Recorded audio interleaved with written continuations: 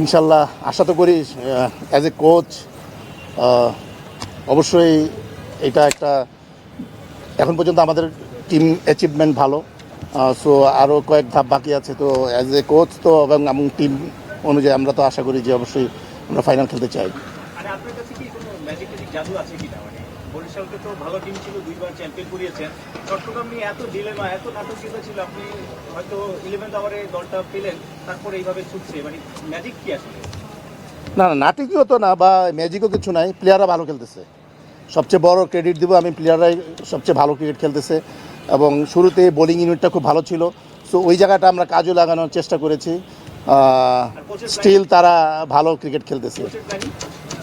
না, অনেক প্ল্যানিং থাকে, ডিসক্লোজ হয় না। এটা তো নিজস্ব কিছু টিমের প্ল্যানিং থাকে যেটা নাকি মানে সব জায়গায় বলা যায় না। সো কিছু কোনো টিমের তো কিছু কিছু পার্সোনাল প্ল্যানিং থাকে যেটা মাঠে কার্যকরী করা হয়। সো এইটা না হয় নাই বললাম আমরা এখানে।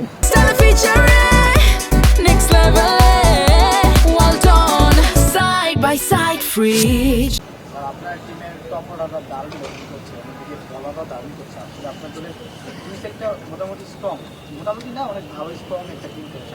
এখন পর্যন্ত আপনাদের টিম যত ভালো করছে, ফরেন প্লেয়ার কি আর নতুন কেউ আসছে?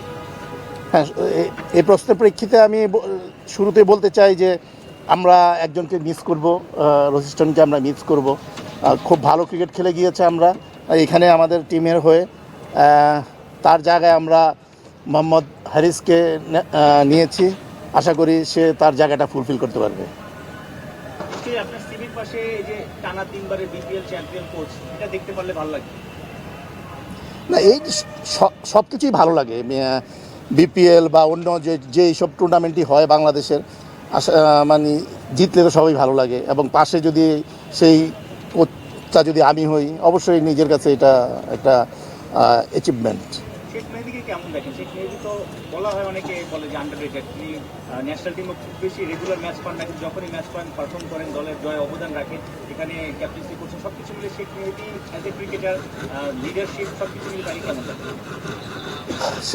শেখ মেহেদীর সাথে একদম ক্লোজলি কাজ করা আমার এই প্রথম, এবং ক্যাপ্টেন এবং কোচের মধ্যে যে কম্বিনেশনটা দরকার সেটা খুবই ভালো হচ্ছে আমাদের। এবং সে তার মধ্যে যে জিনিসটা আছে, সে জিততে চায়। হ্যাঁ, কিছু অ্যাগ্রেসিভনেস আছে, বাট এটা পারফরমেন্সের জন্য অনেক কাজে দেয়। সো সে যখন বল হাতে নেয়, সে উইকেট নিতে চায়। সে যখন ব্যাটিং করে, তার যে ছোটো ছোটো কন্ট্রিবিউশনগুলো টিমের মধ্যে, কম বলে টি-20-র মধ্যে যেই কাজগুলো থাকে, সেটা খুবই উপকৃত করতেছে টিমকে। এবং অ্যাজ এ ক্যাপ্টেন তার বল হ্যান্ডেলিং আমার কাছে খুবই ভালো লাগছে।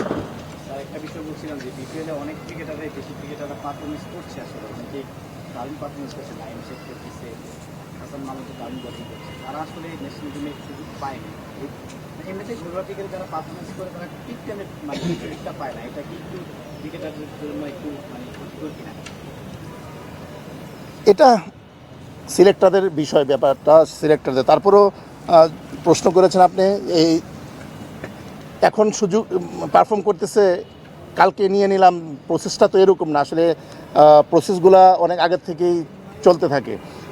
যে ছেলেরা এখন পারফর্ম করতেছে, হয়তো পরের টুর্নামেন্টগুলোতে তারা অবশ্যই সিলেক্টেড হবে, বিকজ অফ পারফর্মিংটা এরকমই হচ্ছে।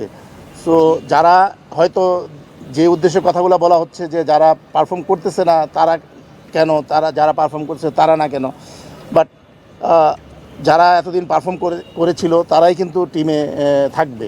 সো হয়তো এখানে কিছু অংশ পারফর্ম করছে না, কিন্তু দেখবেন যে হৃদয়ে লাস্ট খুব ভালো পারফর্ম করতেছে। সো অবশ্যই আমাদের প্লেয়াররা সময় অনুযায়ী পারফর্ম করবে এবং তারা পারফর্মারই।